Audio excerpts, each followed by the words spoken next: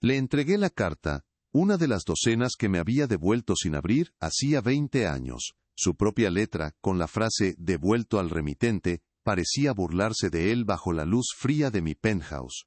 Era Nochebuena. Afuera, la nieve caía en silencio sobre el horizonte de Chicago, pero adentro, el único frío era el que se había instalado en esa habitación, un hielo que tardó 2 décadas en formarse.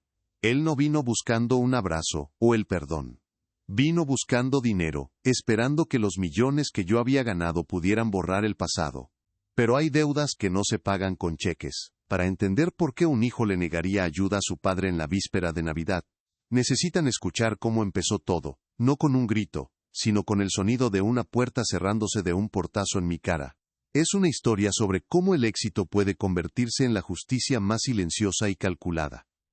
Si te gusta esta historia, por favor dale like a este video, suscríbete al canal y comparte tus impresiones sobre esta historia en los comentarios.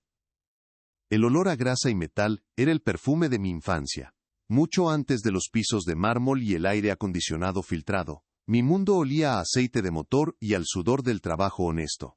Vivíamos en una pequeña casa de 2 cuartos en Pilsen, un barrio de Chicago, donde las paredes de ladrillo respiraban las historias de familias como la nuestra.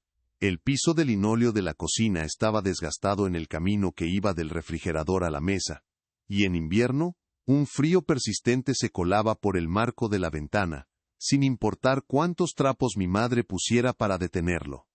Pero era un hogar. Tenía el calor que ninguna calefacción central puede replicar, el que viene de la vida compartida, de los ruidos y los olores familiares. Mi padre, Tomás, era el sol alrededor del cual giraba nuestro pequeño universo, un sol a veces demasiado intenso pero siempre presente. Sus manos eran un mapa de su vida, con callos gruesos en las palmas y manchas de aceite incrustadas bajo las uñas que ni el jabón más fuerte podía quitar.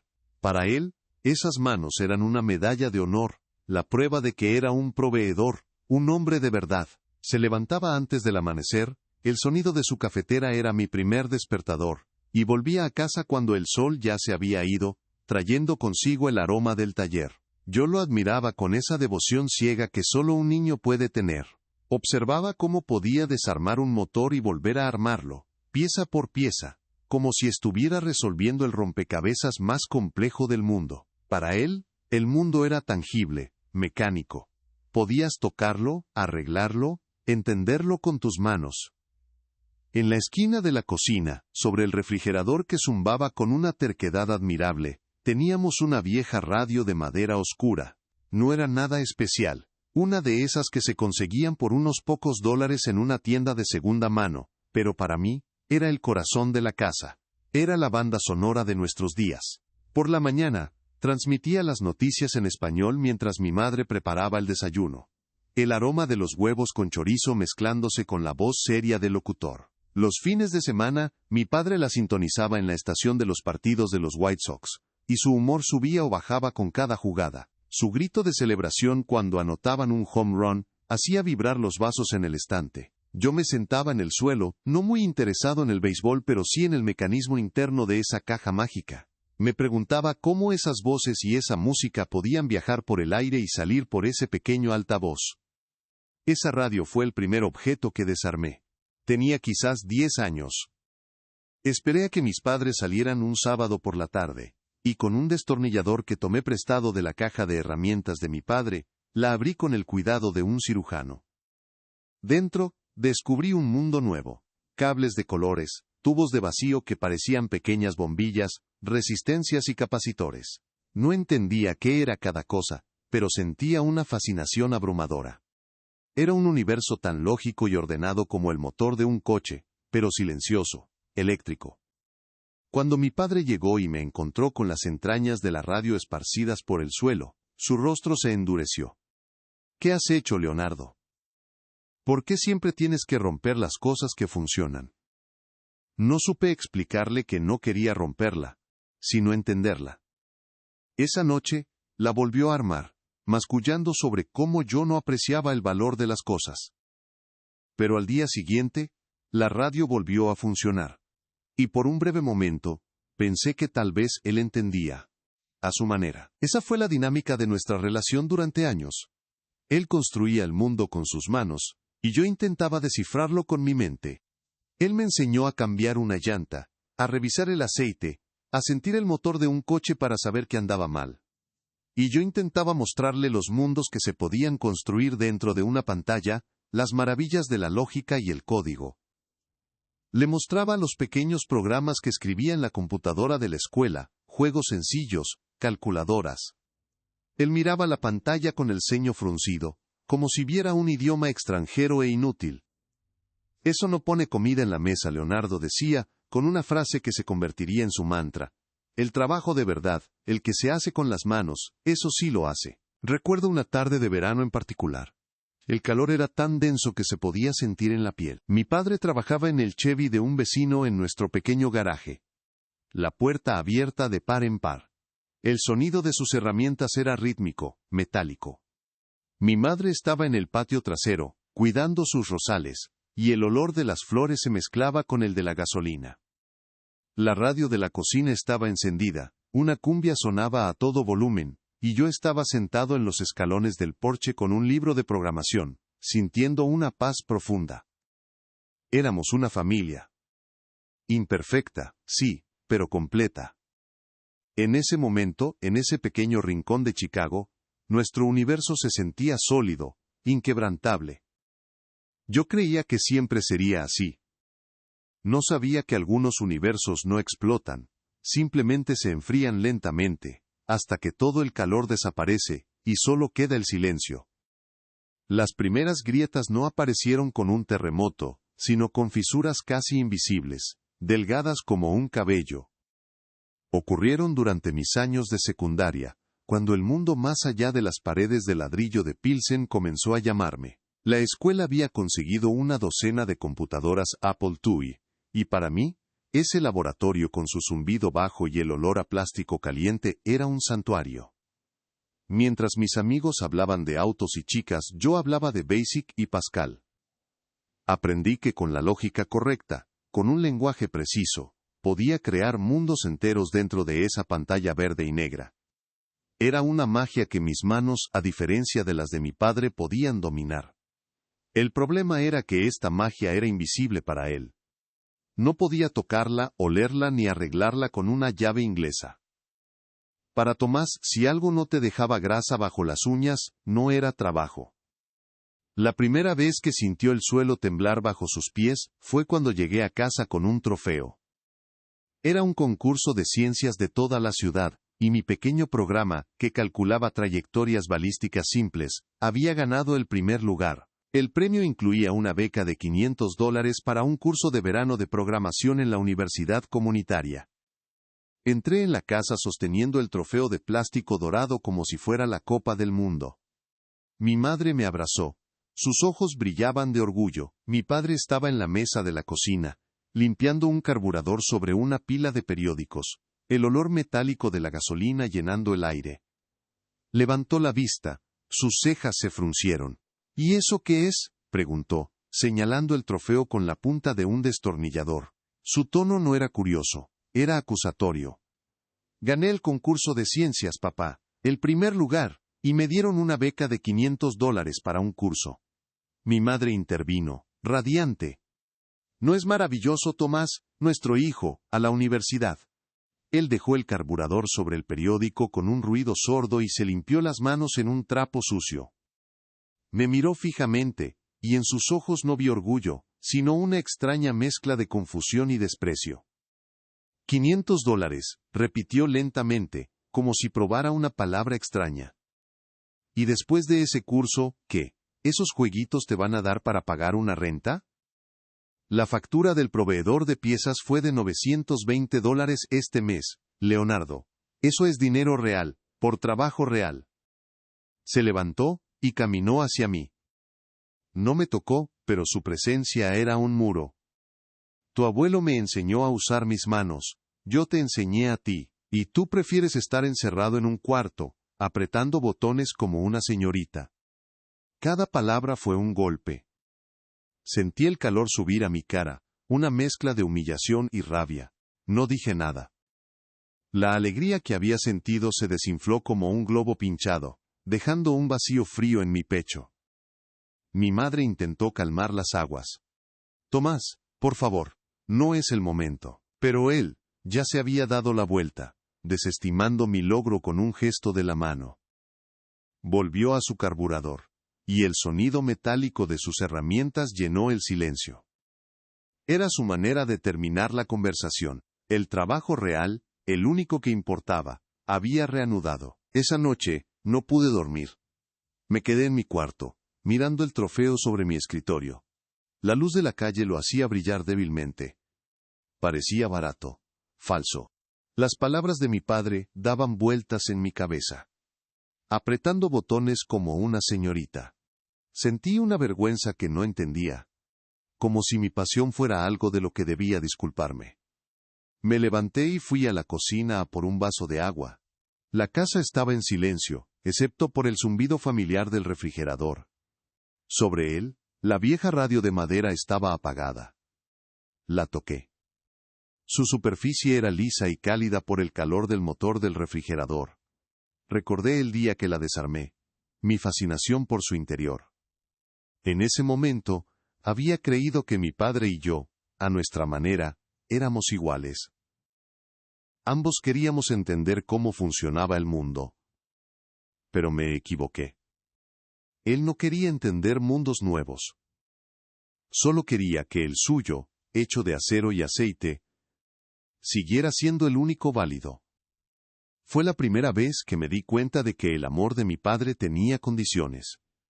Y yo, sin saberlo, estaba a punto de romperlas todas. Tomás miró la carta en su mano temblorosa. Su propia letra, torpe y enojada, era un fantasma del pasado que volvía para juzgarlo. Por un segundo, creí ver una chispa de vergüenza en sus ojos, pero se extinguió tan rápido como apareció. Dejó la carta sobre la mesa de centro de mármol con un gesto de desdén, como si fuera una servilleta usada, un estorbo en su misión. El papel se deslizó sobre la superficie pulida, y se detuvo justo al borde. 1 milímetro más y habría caído al suelo. ¿Vamos a jugar a esto, Leonardo? Su voz intentaba recuperar la autoridad que una vez tuvo sobre mí, el tono áspero de un hombre acostumbrado a dar órdenes en su taller. Después de 20 años, yo vine aquí a hablar como un hombre, no a revolver el pasado con jueguitos de niño herido. El aire en la habitación era tan fino y frío que dolía respirar. Las luces de Chicago parpadeaban a lo lejos, indiferentes. Mantuve mi postura, con las manos en los bolsillos de mi pantalón, sintiendo el calor de mi propio cuerpo como la única fuente de vida en el cuarto. Lo miré directamente a los ojos, sin parpadear. ¿A qué viniste, papá? Usé la palabra papá a propósito. Sonó extraña en mis labios, como una reliquia de un idioma muerto. Él tomó una respiración profunda, inflando su pecho como si se preparara para levantar un motor. El acto de vulnerabilidad había terminado. Ahora venía la demanda. Tu madre. Ella no está bien, Leo. Sus pulmones. El médico dijo que necesita un tratamiento nuevo, uno que el seguro no cubre. Y la casa. El banco va a ejecutar la hipoteca. Nos dieron un aviso final. Se detuvo, esperando mi reacción. Yo no le di ninguna, solo lo observé, como un científico observa una reacción química predecible. Mi silencio lo incomodó, y las palabras empezaron a salir de su boca a borbotones, una cascada de deudas y desesperación. Debemos $48,700 al hospital. La fecha límite para pagar es el 31 de enero. Para salvar la casa, necesitamos $112,000 antes del 15 de enero. Y el taller, su voz se quebró por un instante, la única emoción genuina que había mostrado. Estoy perdiendo clientes. Los autos nuevos, toda esta tecnología. No puedo competir. Necesito $75,000 para comprar equipo nuevo, para modernizar. Hizo una pausa, sus ojos recorriendo el vasto espacio de mi penthouse, desde los ventanales de piso a techo hasta el arte minimalista en las paredes. Su mirada no era de admiración, era de tasación. Estaba calculando cuánto podía sacar de mí. Es tu deber, dijo finalmente, su tono endureciéndose de nuevo, la súplica reemplazada por una exigencia. Eres mi hijo, toda esta riqueza. Y barrió el aire con una mano temblorosa. No existiría, Si yo no te hubiera dado de comer, si no te hubiera puesto un techo sobre la cabeza, lo que tienes, en parte, me pertenece. Y entonces, llegó, el momento que lo cambió todo, el golpe final que rompió el último hilo que me unía a él. Yo seguía en silencio, inmóvil. Mi calma pareció enfurecerlo más que cualquier grito. Se acercó un paso, su rostro enrojecido por la frustración. ¿Qué? ¿Qué esperas? ¿Una disculpa? ¿Por qué? Por empujarte a ser un hombre. Mírate, tienes todo esto gracias a mí. Ese día, cuando te eché de casa, te hice el favor más grande de tu vida. Si te hubiera dejado seguir jugando con esas maquinitas en el sótano, ahora mismo estarías viviendo de mi caridad. Todo este drama por unas cartas. Madura, por el amor de Dios, escribe un cheque y terminemos con esta ridiculez. Es lo menos que puedes hacer por la familia que dejaste atrás. No sentí rabia. No sentí dolor. Sentí nada. Fue como si una puerta de acero, pesada y definitiva, se cerrara dentro de mí, una que ni siquiera sabía que había dejado entreabierta. El calor de la esperanza, esa pequeña brasa que había mantenido viva durante 2 décadas, se convirtió en ceniza fría. Lo vi entonces con una claridad absoluta. No era mi padre, era un extraño con su cara. Un hombre que veía a su hijo, no como una persona, sino como una solución financiera. Un cajero automático con un pasado sentimental que podía ser explotado. El recuerdo de la vieja radio de madera sobre el refrigerador de Pilsen vino a mi mente. El niño que la desarmó para entender cómo funcionaba el mundo había muerto en ese preciso instante. En su lugar, nació un hombre que entendía perfectamente el mecanismo que tenía enfrente. Un mecanismo simple, impulsado por la codicia y un egoísmo tan profundo que era incapaz de ver el daño que causaba. Sentí lentamente, no con acuerdo sino con aceptación, la aceptación de que la guerra había terminado, porque ya no había nada por lo que luchar. Mi voz, cuando hablé, era tranquila, casi impersonal, como la de un ejecutivo cerrando un trato. Entiendo, dije, necesitas una respuesta antes del 15 de enero. Una sonrisa de alivio se dibujó en su rostro, creyó que había ganado. Su postura se relajó, la arrogancia regresó a sus ojos. Sí, hijo, antes del 15, sabía que entenderías. Tendrás tu respuesta, le aseguré, mientras lo acompañaba hacia el ascensor sin tocarlo. No le ofrecí un abrigo, ni un vaso de agua, ni una palabra más de consuelo. Cuando las puertas de metal se cerraron, reflejando mi rostro impasible, supe exactamente lo que iba a hacer. No sería venganza. Sería un ajuste de cuentas. Un balance final, calculado con la misma lógica fría y precisa que había construido mi imperio. Iba a darle exactamente lo que se merecía. Las puertas del ascensor se cerraron, y mi reflejo, una silueta solitaria contra el telón de fondo de una ciudad indiferente, me devolvió la mirada.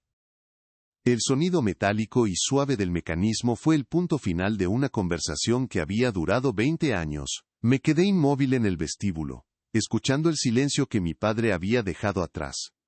No era un silencio pacífico. Era un vacío, el espacio que queda cuando se extrae un tumor. No sentí la oleada de ira que él probablemente esperaba, ni el torrente de lágrimas que el niño dentro de mí podría haber derramado años atrás. Sentí una calma profunda, casi antinatural. Era la quietud que precede a una tormenta perfectamente calculada. Caminé de regreso a la sala de estar. La carta de vuelta seguía sobre la mesa de mármol, una mancha de pasado en la superficie impecable de mi presente. La recogí. El papel era frágil, amarillento por el tiempo. Pasé el pulgar sobre su propia letra, devuelto al remitente. Sus palabras de esa noche resonaron en mi cabeza, no como insultos, sino como piezas de un rompecabezas que finalmente encajaban. Es tu deber. Me pertenece. Te hice el favor más grande de tu vida. No eran las palabras de un padre desesperado, eran los términos de una transacción. La declaración de un hombre que creía que la sangre era un contrato de propiedad. Gritar habría sido fácil. Echarlo de mi casa con insultos habría sido catártico, pero eso habría sido jugar su juego. Un juego de emociones ruidosas y dramas familiares donde él siempre ganaba porque no le importaba el daño colateral. Mi mundo ya no funcionaba así. Mi mundo se regía por la lógica, por las consecuencias y por el control. Y en ese momento, yo tenía el control absoluto. Él no lo sabía todavía, pero acababa de entregarme todas las cartas. Fui a mi estudio, un espacio de vidrio y acero con vista a la ciudad. Me senté en mi silla de cuero, la misma donde había cerrado tratos millonarios. El leve olor a cuero y ozono de la electrónica me centró. Abrí mi laptop. La pantalla cobró vida, iluminando mi rostro en la penumbra. No busqué abogados ni asesores financieros. Abrí una simple hoja de cálculo. En la primera columna, escribí los números que me había dado: $48, 700 para el hospital, con fecha límite 31 de enero. $112, 000 para la casa, antes del 15 de enero. $75, 000 para el taller. Un total de $235, 700. Cifras concretas, problemas definidos. Mientras mis dedos se movían sobre el teclado, un plan comenzó a formarse en mi mente. No sería una venganza impulsiva, sino una respuesta metódica.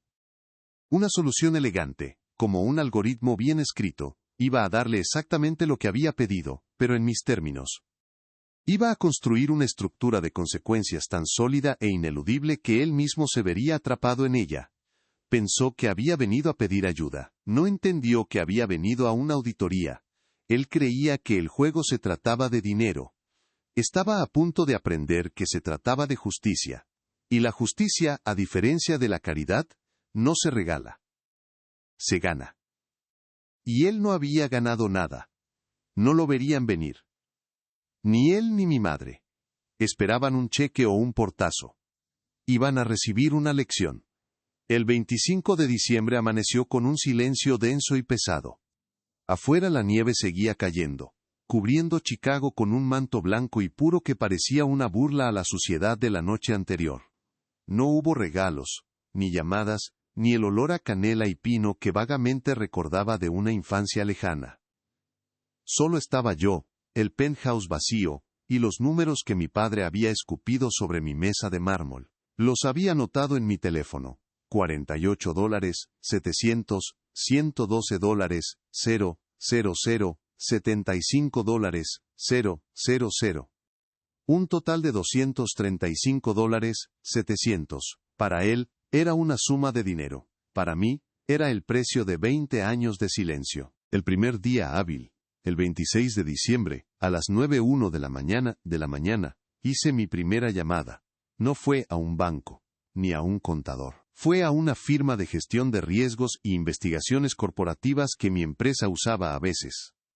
Hablé con un hombre llamado David Chen, un socio principal cuya voz era tan carente de emoción como la mía. David, necesito una verificación de activos y deudas a nivel personal. Es un asunto delicado y confidencial, le dije, mirando por la ventana el tráfico que comenzaba a moverse por Lake Shore Drive. Le di el nombre completo de mi padre Tomás Morales, su dirección en Pilsen y su número de seguro social, que recordaba de viejos formularios de la escuela. Necesito saber 3 cosas. Primero, el estado exacto de la hipoteca sobre su propiedad. Quiero el monto pendiente, el historial de pagos y el estado actual de cualquier proceso de ejecución hipotecaria. Segundo, un desglose de cualquier deuda médica a nombre de mi madre, Elena Morales. Hospital, fechas, montos. Tercero, la situación financiera de su taller mecánico, Morales Auto Repair, Jack. Deudas con proveedores, situación fiscal, todo. Necesito el informe antes del 3 de enero.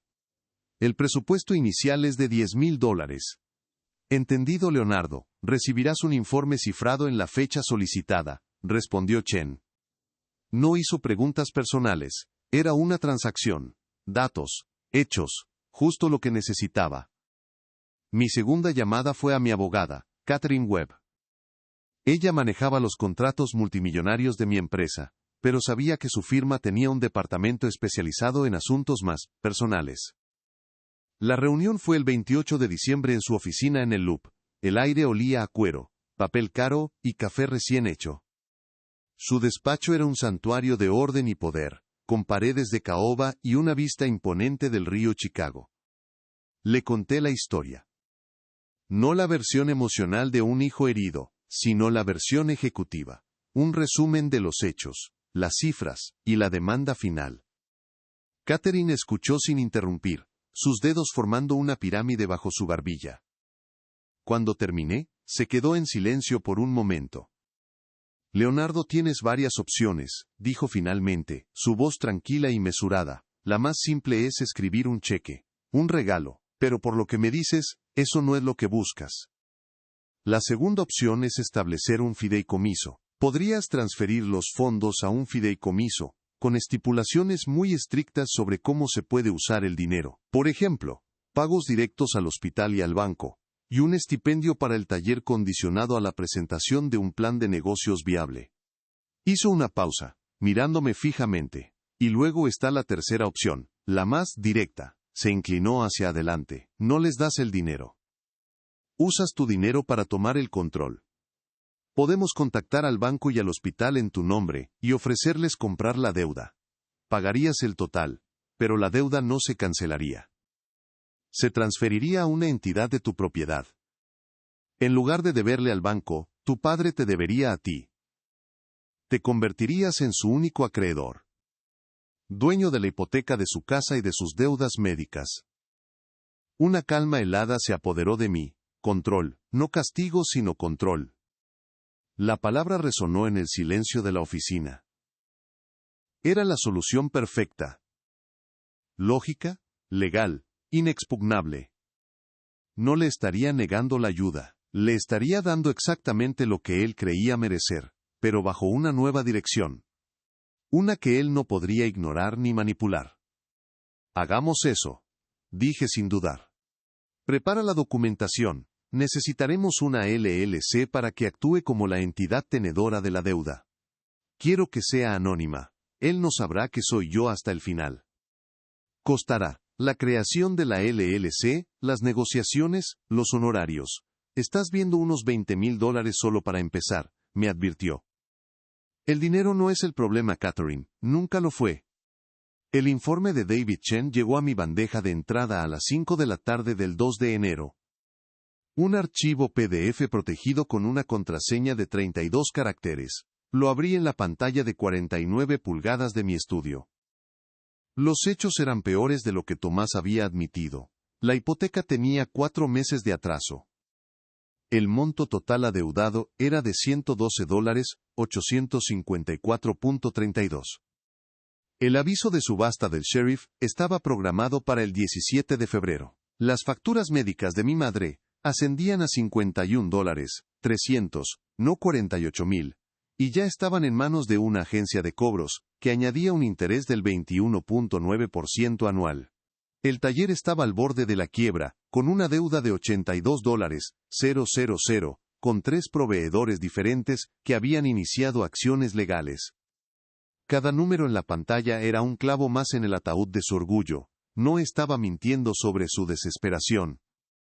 Simplemente había omitido la profundidad de su fracaso. El 4 de enero, autoricé a Catherine a proceder. Se estableció una compañía llamada North Star Holdings, LLC. Un nombre sin rostro, sin historia. El 5 de enero, Catherine hizo la primera oferta al banco para comprar la hipoteca en su totalidad. Como era un préstamo en mora, el banco estaba ansioso por deshacerse de él y aceptó la oferta de $112,854.32 ese mismo día. Realicé la transferencia desde una de mis cuentas de inversión.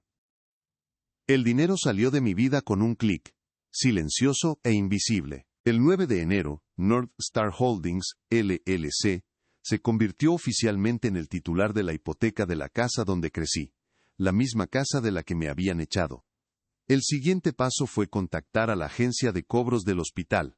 Comprar la deuda médica fue más rápido. Estaban felices de recibir un pago completo de $51,300. Para el 10 de enero, 5 días antes de la fecha límite que mi padre me había impuesto, yo era dueño de las 2 mayores deudas que amenazaban con destruir su vida. Él no sabía nada. Probablemente estaba sentado junto al teléfono, esperando la llamada de su hijo pródigo, el cajero automático que resolvería todos sus problemas con un cheque generoso. Pero el cheque no iba a llegar. Lo que estaba en camino era algo muy diferente. Era una notificación oficial, en un sobre de Manila, con el membrete de North Star Holdings, LLC. Una carta que le informaría que tenía un nuevo acreedor. Un acreedor que no aceptaría excusas, ni dramas, ni chantajes emocionales. Un acreedor que, a diferencia de él, nunca había olvidado el valor de un contrato. Él había roto el nuestro hacía 20 años. Yo estaba a punto de hacerle cumplir el suyo. El 11 de enero, un martes gris y helado, los documentos finales llegaron a mi correo electrónico. Eran archivos PDF con nombres aburridos y corporativos. Acuerdo de transferencia de deuda, archivo 734B, cesión de título hipotecario, propiedad 9122, S. Carpenter Street. Los abrí uno por uno. En cada página, el nombre de mi padre, Tomás Morales, y el de mi madre, Elena Morales, aparecían junto a cifras frías y términos legales implacables. Y al final de cada documento, como un fantasma en la máquina, estaba la firma digital del representante autorizado de North Star Holdings, LLC. Mi firma. Con cada clic, sentía como si estuviera tendiendo los cables de una red invisible pero irrompible. Ya era dueño de su casa y de la salud de mi madre. Pero el plan no estaba completo. Aún quedaba una pieza fundamental de su mundo que no estaba bajo mi control: el taller. El taller era su reino, el lugar donde su palabra era ley, era su identidad, el santuario de acero y grasa, donde se había refugiado de un mundo que no entendía. Controlar la casa era una cosa, controlar el taller era tomar el control de su alma. El informe de David Chen había mencionado una deuda de $82,000, con 3 proveedores distintos. Mi padre solo había hablado de necesitar $75,000 para modernizar, ocultando que en realidad estaba ahogándose en deudas con la gente que le suministraba las herramientas y las piezas para trabajar. Era una mentira por omisión, la clase de mentira que se cuenta un hombre orgulloso cuando su mundo se desmorona. Esa misma tarde, llamé de nuevo a David Chen. David, necesito los detalles de los 3 proveedores del taller Morales. Nombres de las empresas, montos exactos adeudados y el estado de cualquier acción legal que hayan iniciado. La información llegó en menos de una hora. Era un panorama desolador. Le debía $35,000 a All Parts Automotive, que ya había conseguido un fallo judicial en su contra. Otros $28,500 a Midwest Tool & Die, cuyo caso estaba a punto de ir a juicio. Y finalmente $18,500 a Chicago Piston Co., que le había cortado el crédito hacía 6 meses. Estaba operando con lo mínimo, pagando en efectivo por cada tuerca y cada tornillo. Su reino estaba sitiado. Con esta información, programé otra reunión con Catherine Webb para el 12 de enero. Desplegué los datos sobre la mesa de caoba de su oficina. Quiero comprar estas deudas también, Catherine. Las 3. Ella levantó una ceja, su única muestra de sorpresa. Deudas comerciales no garantizadas, Leonardo. Es más arriesgado. Si se declara en bancarrota, podríamos no recuperar nada. No se declarará en bancarrota, le respondí con una certeza que la sorprendió. La bancarrota es una admisión pública de fracaso. Su orgullo nunca se lo permitiría. Además, ahora que controlo su casa, no tiene a dónde huir. Estos proveedores llevan meses, quizás años persiguiéndolo. Estarán cansados. Ofréceles un pago inmediato en efectivo por la totalidad de la deuda. A algunos, incluso podríamos ofrecerles un poco menos del total, un acuerdo rápido. Para ellos, será dinero seguro en el banco en lugar de una larga batalla legal. Catherine asintió lentamente, una sonrisa casi imperceptible dibujándose en sus labios. Estaba viendo la elegancia de la estrategia. Entiendo. Presionaremos donde más duele. La certeza.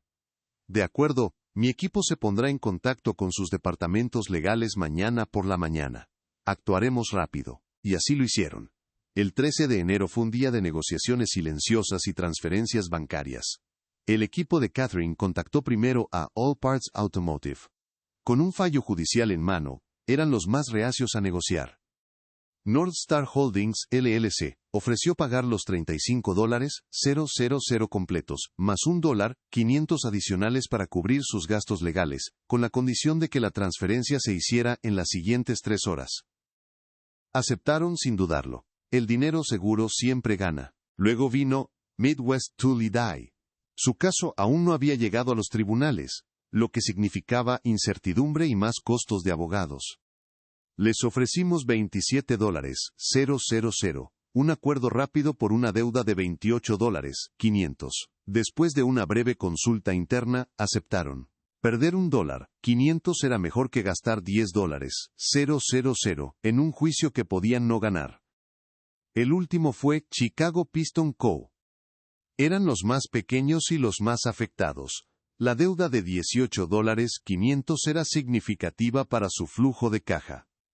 Aceptaron la oferta por el monto total de inmediato. Para las 4 de la tarde de ese día, North Star Holdings, LLC, había gastado un total de $82,000 para adquirir deudas comerciales por el mismo valor. No hubo descuento, pero tampoco importaba. El objetivo no era el lucro, era el control total. El 14 de enero llegó, un día antes de la fecha límite que mi padre me había dado. Me imaginé la escena en la pequeña casa de Pilsen. Mi madre, probablemente sentada en su sillón, con la respiración fatigada, preguntando cada media hora si yo había llamado. Mi padre, demasiado orgulloso para admitir su nerviosismo, probablemente estaría en el garaje, moviendo herramientas de un lado a otro sin arreglar nada, sobresaltándose cada vez que sonaba el teléfono. Estaría esperando la llamada de su hijo, el millonario, el Salvador. La llamada que confirmaría su creencia de que, al final, la familia era una obligación, un deber transaccional. Pero mi teléfono permaneció en silencio sobre mi escritorio. No iba a llamar. Las conversaciones emocionales eran su territorio. Un campo de minas de culpa y manipulación que yo ya no estaba dispuesto a cruzar. Mi respuesta llegaría, pero no a través de mi voz. Llegaría en un sobre de Manila, grueso y pesado, enviado por mensajero certificado. A las 10 de la mañana, llamé a Catherine. «Está todo listo, Catherine. Envía el paquete». «¿Estás seguro de esto, Leonardo?», preguntó, su tono puramente profesional, pero con un matiz de humanidad. «Nunca he estado más seguro de nada en mi vida», respondí. El paquete contenía 4 documentos principales, cada uno con el membrete austero de North Star Holdings, LLC. El primero era una carta de presentación formal. Informaba a Tomás y Elena Morales que la entidad había adquirido ciertas obligaciones financieras relacionadas con su persona y propiedades, y que a partir de esa fecha, North Star Holdings, LLC, era su único acreedor. El segundo documento era la notificación oficial de la transferencia de la hipoteca, incluyendo una copia del nuevo título de propiedad a nombre de la LLC. El tercero era un estado de cuenta consolidado de las deudas médicas de mi madre, ahora pagaderas a North Star Holdings. Y el cuarto, el golpe final, era un listado de las 3 deudas comerciales de Morales Auto Repair, también transferidas a North Star. Al final, había una hoja de resumen. Un balance final. Deuda hipotecaria, $112,854.32. Deuda médica, $51,300.00. Deudas comerciales, $82,000. Total adeudado a North Star Holdings, LLC, $246,154.32. La carta terminaba con una frase simple y devastadora. Nos pondremos en contacto con ustedes en los próximos. Atentamente, el Departamento de Gestión de Cuentas. Mientras el mensajero cruzaba la ciudad, desde el lujo del Loop hasta las humildes calles de ladrillo de Pilsen, me acerqué a la ventana de mi estudio. Miré la ciudad abajo, un complejo sistema de conexiones, causas y efectos. Recordé la vieja radio de madera de la cocina. El niño que la desarmó para entender su funcionamiento interno había crecido. Ahora había desarmado la vida de mi padre, no por curiosidad, sino por necesidad. Había examinado cada pieza rota, cada cable suelto, cada conexión defectuosa. Y ahora, lo había vuelto a armar. Pero esta vez, todas las piezas estaban conectadas a mí. La máquina funcionaba bajo mis reglas. El juego había terminado. Y él ni siquiera sabía que había empezado. El teléfono sonó exactamente 3 días después de que el mensajero entregara el paquete. No era mi línea personal ni la de mi empresa. Era un número prepagado, un teléfono desechable que descansaba en mi escritorio con un único propósito, ser el nexo de unión con North Star Holdings, LLC. Lo dejé sonar 3 veces, disfrutando del sonido agudo y electrónico que cortaba el silencio de mi estudio.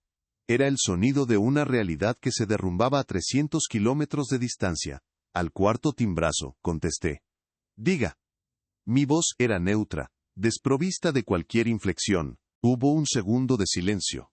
Solo el sonido de una respiración agitada y entrecortada. Luego, la explosión. ¿Quién diablos es usted? ¿Qué es esta basura de North Star Holdings? Esto tiene que ser un error, una estafa. La voz de mi padre, Tomás, no era el rugido autoritario que recordaba. Era el ladrido agudo y desesperado de un animal acorralado. La furia estaba allí, sí, pero debajo de ella, vibrando como una cuerda de bajo, había un pánico puro y sin adulterar. Mantuve el teléfono a 1 centímetro de mi oreja. Mi mirada fija en el horizonte de Chicago. Está hablando con un representante del Departamento de Gestión de Cuentas, respondí con una calma ensayada. ¿Hablo con el señor Tomás Morales? El uso de señor Morales pareció descolocarlo. Sí, soy yo. ¿Quién más sería? Recibí sus papeles. $246,000. Eso es una locura. Nadie me dijo nada. Nadie me avisó. Ustedes buitres aparecen de la nada para robarle la casa a un hombre trabajador. Dejé que su ira se agotara en el éter. No lo interrumpí. Le di el espacio para que revelara cada gramo de su impotencia. Cuando finalmente se detuvo para tomar aire, mi respuesta fue tan tranquila y metódica como un informe financiero. Señor Morales, no ha habido ningún error. North Star Holdings adquirió legalmente sus deudas pendientes con el First National Bank of Illinois, el Mercy Hospital Collections Department y sus 3 proveedores comerciales. Todas las transferencias son legalmente vinculantes. La correspondencia que recibió es simplemente una notificación formal de este cambio de acreedor. Hubo otro silencio, esta vez más largo, más pesado. Podía casi oír los engranajes de su mente tratando de procesar la información. La idea de que sus problemas no se habían evaporado, sino que se habían consolidado en una sola entidad desconocida y todopoderosa, era algo para lo que no estaba preparado. ¿Pero por qué? Su voz era ahora un susurro ronco, la furia reemplazada por una confusión genuina. ¿Por qué harían eso? Somos una firma de inversión, señor Morales, adquirimos carteras de deuda, es nuestro modelo de negocio. Le ofrecí una explicación corporativa, impersonal y cruelmente lógica. Era un idioma que él no entendía, diseñado para mantenerlo a distancia, para reducirlo a un número de cuenta. Entonces, cambió de táctica. La ira y la confusión no habían funcionado, así que recurrió a la herramienta que mejor conocía, la manipulación emocional. La misma que había intentado usar conmigo en Nochebuena. Escuche quien quiera que sea, tiene que entenderme. Mi esposa, Elena, está muy enferma. Necesita sus medicinas. Esta casa es todo lo que tenemos. La construí con mis propias manos. ¿No tiene corazón? ¿Va a echar a la calle a un anciano y a su esposa enferma? Sentí una punzada de algo antiguo, una cicatriz que recordaba el dolor. Pero fue solo un eco. La herida real había cerrado hacía mucho tiempo. Me aferré a la lógica de mi plan, a la fría arquitectura de la justicia que había construido. Nuestra intención no es ejecutar la hipoteca de inmediato, señor Morales. Por eso hemos solicitado una reunión.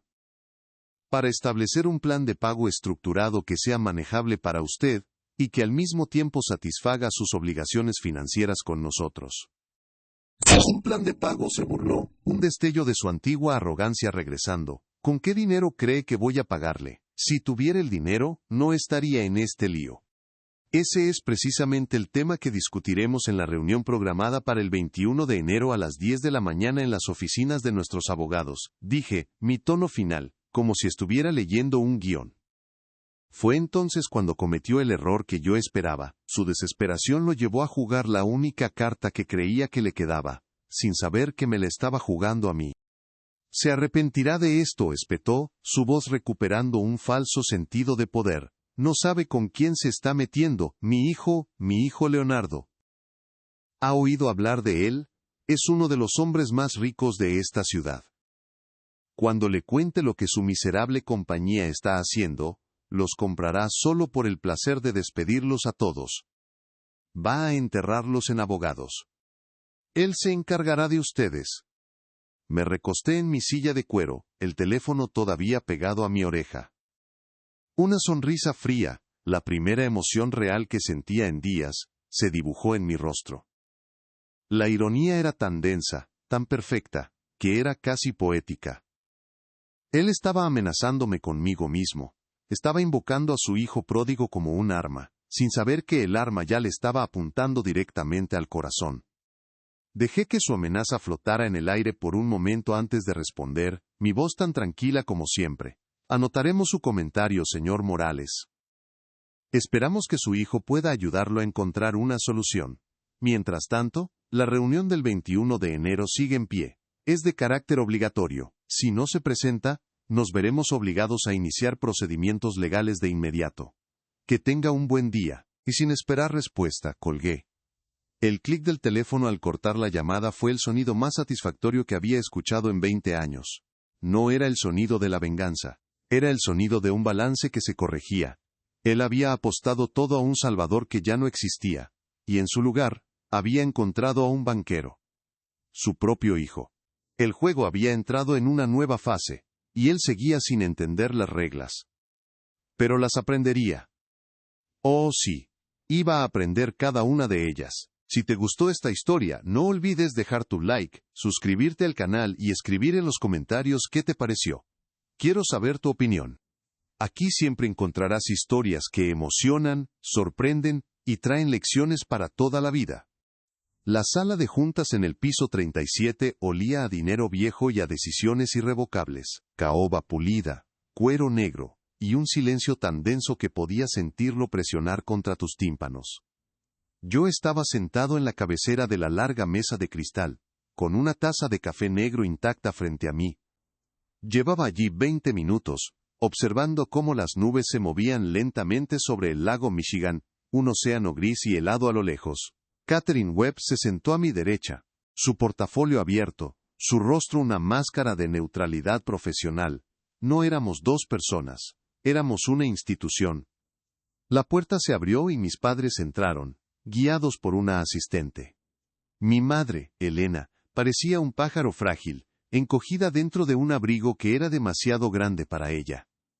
Su respiración era audible, un silbido suave y trabajoso. Mi padre Tomás caminaba delante de ella, con la barbilla en alto, intentando proyectar una confianza que su traje de poliéster de los años 90 traicionaba por completo.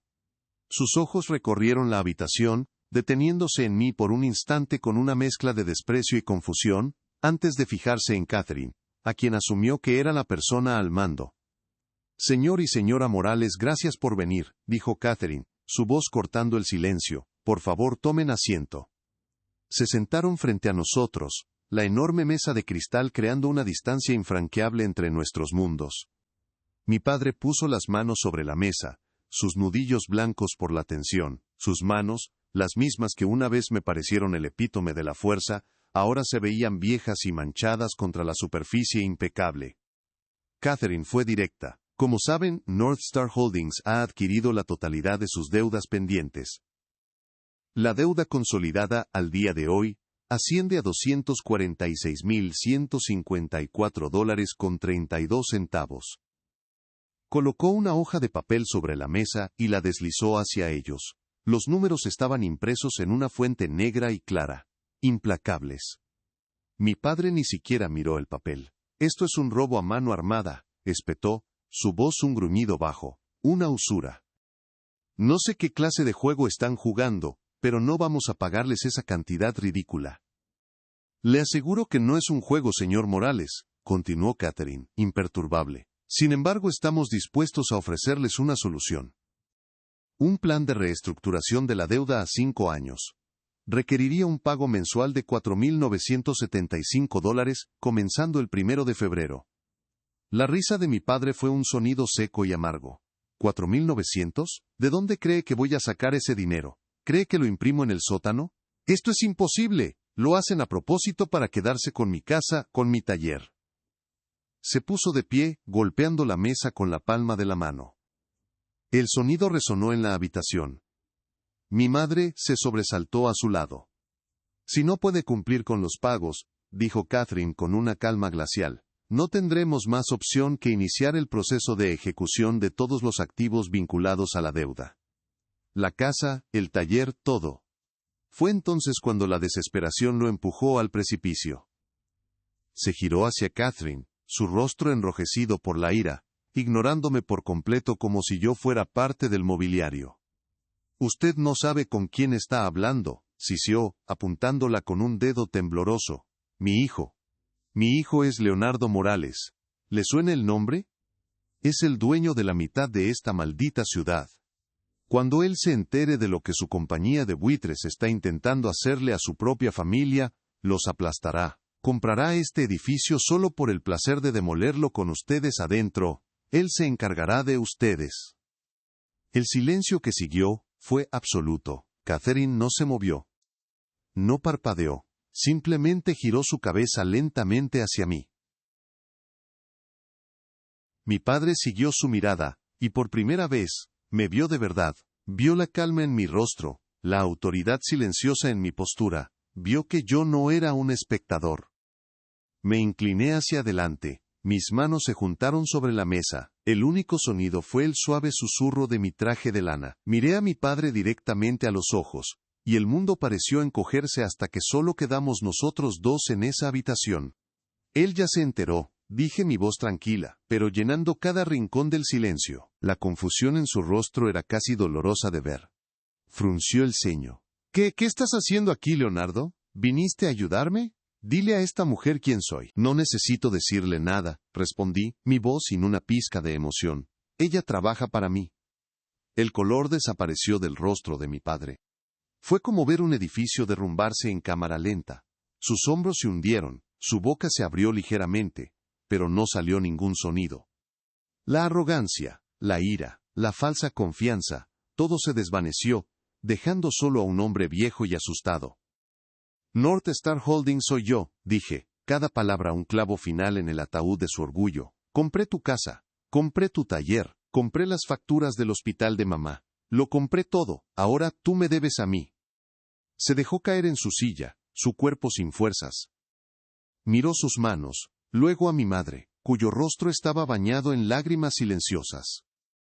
Finalmente, sus ojos volvieron a encontrarse con los míos, y en ellos vi la comprensión total de su derrota. El poder había cambiado de manos, no con un grito, sino con la fría y silenciosa lógica de un balance general.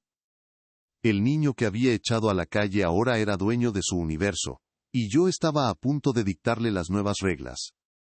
No hubo gritos en el ascensor. No hubo un portazo final. Cuando mis padres se fueron, lo hicieron en un silencio que era más pesado que cualquier palabra. Vi sus siluetas encogidas reflejadas en el cristal de la sala de juntas hasta que la puerta se cerró. Y entonces, por primera vez en 20 años, el espacio que mi padre ocupaba en mi mente quedó completamente vacío. No sentí la euforia de la victoria. No sentí la amarga satisfacción de la venganza. Sentí una calma extraña, casi pesada, que se instaló en mi pecho. Era la quietud que queda después de una tormenta que ha durado media vida. La guerra había terminado, no porque yo hubiera ganado, sino porque finalmente había dejado de pelear. En los días siguientes, ejecuté el resto de mi plan con la misma precisión metódica. A través de Catherine, les ofrecí un único acuerdo, innegociable. Todas las deudas se consolidaron en un solo préstamo sin intereses, a pagar en cuotas fijas de $2,000 al mes. El primer pago se deduciría directamente de la cuenta bancaria de mi padre el primer día de cada mes. Las facturas médicas de mi madre serían pagadas directamente por North Star Holdings, siempre y cuando ella asistiera a todas sus citas. El título de la casa y el taller permanecerían a nombre de mi compañía hasta que el último centavo fuera pagado. No era un regalo. Era una estructura. No era perdón. Era orden. Él quería que yo actuara como un hijo, pero en su lugar, le di un banquero. Un banquero justo pero implacable. No volvió a llamarme. Las deducciones se hacían puntualmente cada mes. El silencio era nuestra nueva forma de comunicación. Pasaron los meses. El invierno se rindió a una primavera tímida, y luego a un verano vibrante en Chicago. La tensión que había llevado en mis hombros durante 2 décadas comenzó a disiparse. Una noche mientras estaba sentado en mi estudio me encontré navegando por sitios de coleccionistas en línea sin saber muy bien qué buscaba. Y entonces la vi. Una vieja radio de madera oscura, marca Zenith, modelo de 1978. Era idéntica a la que solía estar sobre el refrigerador en la cocina de Pilsen. El corazón de nuestra casa. La compré sin pensarlo. Llegó una semana después, en una caja llena de espuma de poliestireno. La saqué con un cuidado casi reverencial. El olor a barniz viejo y a tiempo llenó el aire de mi penthouse estéril. Pasé los dedos por la madera pulida, por la rejilla de tela del altavoz, por las perillas de baquelita que hacían un suave clic al girar. No la puse en un rincón. La coloqué en el centro de la estantería de mi sala de estar. Un artefacto de un mundo olvidado en medio de mi universo de vidrio y acero. Esa noche, la Enge UFE con acento agudo. La pequeña luz del dial se encendió con un brillo anaranjado y cálido. Giré la perilla de sintonización y escuché la estática, ese susurro eléctrico del pasado. Finalmente, encontré una estación de jazz que transmitía débilmente desde algún lugar de la ciudad. El sonido no era perfecto, tenía un ligero zumbido, pero era real. Era tangible, y mientras escuchaba el saxofón llorar suavemente en la penumbra de mi apartamento, me di cuenta de que la radio ya no era un símbolo de la desaprobación de mi padre, ya no era el recuerdo de un niño al que le dijeron que rompía las cosas que funcionaban. Se había convertido en un monumento. Un monumento al niño curioso que se atrevió a mirar dentro de la caja para ver cómo funcionaba el mundo. El niño que nunca dejó de hacerlo. Mi padre creía que el trabajo de verdad dejaba grasa bajo las uñas. Pero mi trabajo, el de construir mundos con lógica y luz, también era real. La vieja radio, ahora en mi poder y bajo mis términos, era la prueba. El sonido que salía de ella ya no era la banda sonora de su vida, era la mía. Han pasado 2 años desde esa reunión. Cada primer día del mes, $2,000 se transfieren de su cuenta a la mía. Un recordatorio silencioso y digital de un balance corregido. No hemos vuelto a hablar. Algunos podrían llamar a esto una venganza fría, pero se equivocan. La venganza busca destruir. Yo busqué construir. Construí un sistema de consecuencias donde él no podía escapar de sus responsabilidades, las mismas que me enseñó a despreciar en favor de su estrecha definición de trabajo real. Mi padre creía que el valor de un hombre se medía por los callos en sus manos. Me tomó 20 años entender que el verdadero valor reside en la integridad de tus palabras y en la dignidad con la que construyes tu vida, incluso si tienes que hacerlo completamente solo. Él rompió el contrato más sagrado, el de un padre con su hijo. Yo simplemente le enseñé el valor de cumplir con los que firmas. A veces, por la noche, enciendo la vieja radio. Su música llena el silencio, no con nostalgia, sino con la prueba de que puedes tomar las piezas rotas de tu pasado y construir algo que funcione bajo tus propias reglas. La lección más grande no fue para él, sino para mí. El respeto no se exige, se gana. Y la mejor manera de ganarlo es respetándote a ti mismo primero. Mi paz no tiene precio. Si te gustó esta historia, no olvides dejar tu like, suscribirte al canal y escribir en los comentarios qué te pareció. Quiero saber tu opinión. Aquí siempre encontrarás historias que emocionan, sorprenden y traen lecciones para toda la vida.